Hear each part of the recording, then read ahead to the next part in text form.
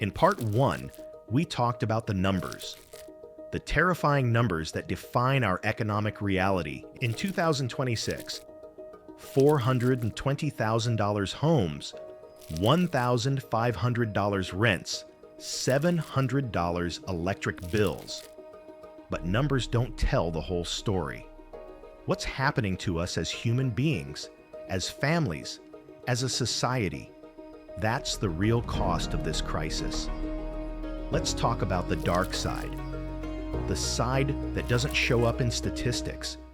This crisis isn't just breaking our bank accounts, it's breaking us. It's fracturing our relationships, our communities, our hope for the future.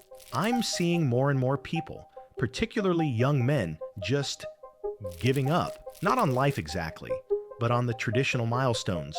They're opting out of dating, out of marriage, out of even trying to build a family. And look, I'm not here to validate every angry internet take about divorce courts or gender dynamics, but I'm saying that when people can't afford to take care of themselves, the idea of taking care of a partner, kids, a mortgage, it feels impossible, terrifying. Some are calling it monk mode. This radical retreat into just focusing on yourself because everything else feels too expensive, too risky, too exhausting. And then there's the generational warfare. You've got younger people looking at boomers and older Gen X with this deep, bitter resentment. You bought a house for $80,000 working part-time at a shoe store, and now you're telling us we're not working hard enough. That rage is real. That hurt is valid. This economic crisis is making us turn on each other, men versus women, young versus old, when the real problem is systemic. But you know what's killing us more than the numbers? The hopelessness. I've heard so many people describe the same feeling. That sense of running on a treadmill that keeps speeding up. You're working harder, you're making sacrifices, you're doing everything right, and you're still falling behind. You finally save $500. You feel good for like a day. Then your car needs new brakes. Gone. You save again. Emergency room visit. Gone. You save again. Grocery prices spike. Gone. There's no finish line anymore. There's no, if I just tough it out for 5 more years, I'll buy a house.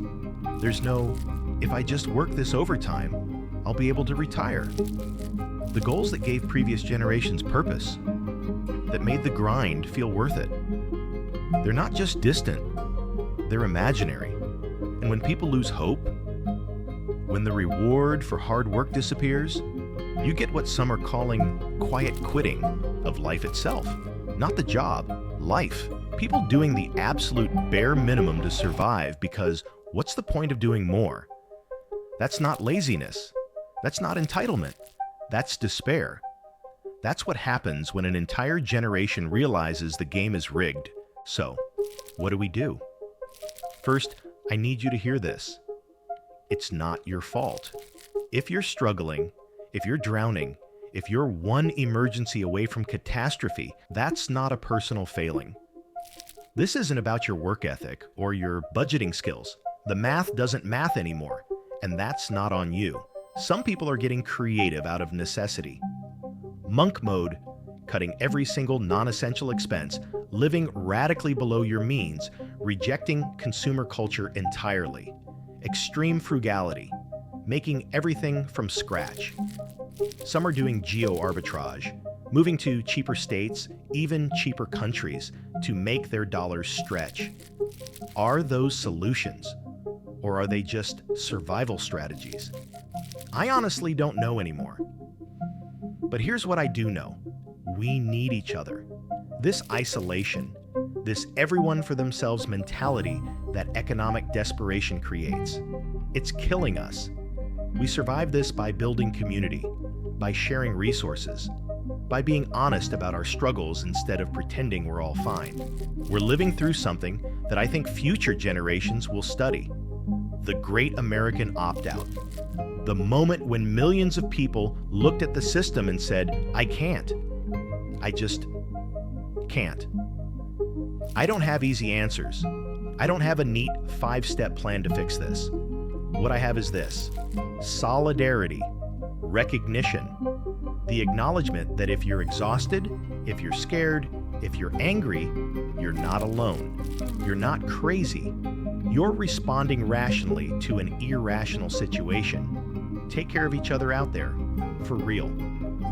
And if you made it to the end of this video, drop a comment. Let me know if this resonates. Let me know what survival looks like for you. Because we're all just trying to make it to Friday.